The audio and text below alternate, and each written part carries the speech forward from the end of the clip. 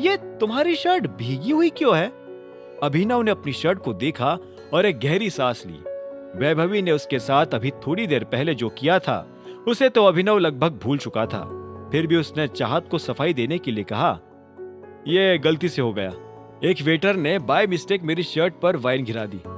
यह सुनते ही चाहत ने उसे ऊपर से नीचे तक देखा और बोली, चलो कोई बात नहीं, वैसे मैं तुमसे कुछ पूछना चाहती थी।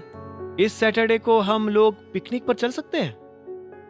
इधर जब चाहत अभिनव को अपने साथ पिकनिक पर ले जाने की बात कर रही थी, तब उधर देवेन ने अरबाज के लिए होटल में 2 कमरे बुक कर रखे थे। उसने ऐसा इसलिए किया था ताकि वो अपने आसपास किसी भी जासूस को ना भटकने दे।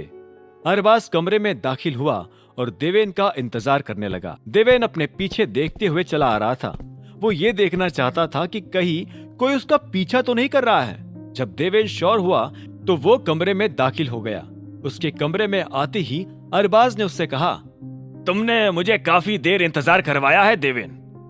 माफ करना, लेकिन मैं बस ये इंश्योर कर रहा था कि कोई हमें देख तो नहीं रहा है।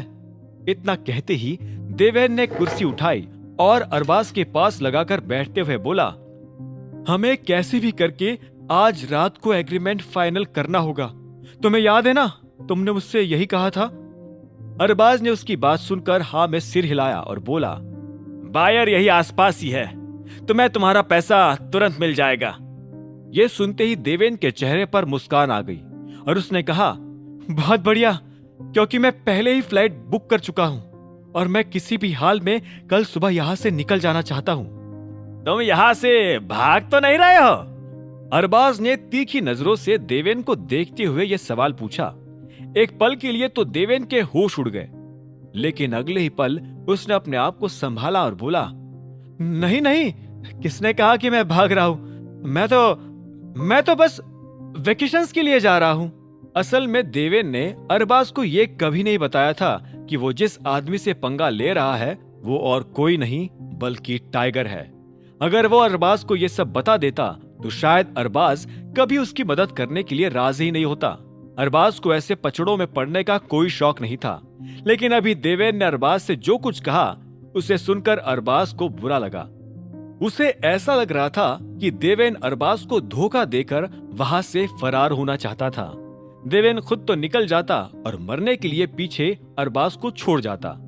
देवेन ने अपने मुंह से एक बार भी ये नहीं कहा कि वो अरबाज को भी अपने साथ ले जाना चाहता है। ऐसे में अरबाज के दिमाग में ये ख्याल बैठ गया था कि देवेन उसे धोखा दे रहा है, और ऐसे में अरबाज देवेन को उसी की भाषा में जवाब देने वाला था। वैसे भी उसे ये तो करना ही था। ये काम करने के बाद वैसे भी उसे अपने दूसरे काम के लिए जाना था। टाइगर ने उसे जिस तरह से धमकाया था, अरबाज को उसका बदला भी तो लेना था। इसीलिए उसने देवेन से कहा, चलो तो फिर शुरू करते हैं। तुम अपने साथ में जो जरूरी कागजात है वो लाए हो? हाँ, मैं सारे पेपर्स लाया हूँ। अब जरा पैसों के बारे में बात कर लेते हैं, वैसे भी हमारे पास पूरा दिन नहीं है, देवेन ने जवाब में कहा। अरबाज ने हाँ में सिर हिला दिया। देवेन ने पूछा, बायर कहाँ है?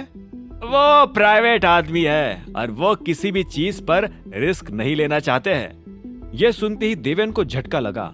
उसने पूछा, तुम कहना क्या चाहते हो? ये पूरी सेटिंग प्राइवेट ही तो है। मैंने ये सारा अरेंजमेंट ही तो इसीलिए किया है ताकि प्राइवेसी बनी रहे, और तुमने ही तो मुझे वादा किया था ना कि तुम मुझे बायर से पर्सनली मिलवाओगे। देवेन की बात सुनकर अरबाज ने उसे कुछ पलों के लिए देखा और उसके बाद मुस्कुराते हुए बोला, बिल्कुल, मैंने ऐसा ही कहा था और मैं तुम्हें उनसे मिलवाना भी चाहता था, लेकिन बात कुछ ऐसी है कि उन्हें किसी जरूरी काम से आउट ऑफ कंट्री जाना पड़ा। अब इतनी जल्दी इतने अच्छे अमाउंट पर कंपनी खरीदने के लिए मुझे और किसी का ऑफर नहीं आया था सिवाय उनके।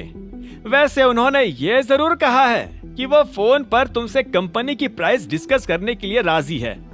अरबाज के मुंह से ये बात सुनते ही देवेन उसके बारे में कुछ सोचने लगा। शायद अरबाज टाइगर से घबरा गया था, इसीलिए वो ये चाहता था कि उसका प्लान फेल ना हो जाए। लेकिन कहीं ना कहीं देवेन को ये बात सही भी लग रही थी। बिना बायर को जाने उसे कंपनी बेचने में देवेन का ही फायदा था। आगे की कहानी जानने के लिए देखें अगला एपिसोड सिर्फ पॉकेट एफएम के यूट्यूब चैनल पर। और द रिटर्न ऑफ टाइगर के सारे एपिसोड्स को सुनने के लिए डिस्क्रिप्शन में दी लिंक से डाउनलोड करें पॉकेट FM ऐप।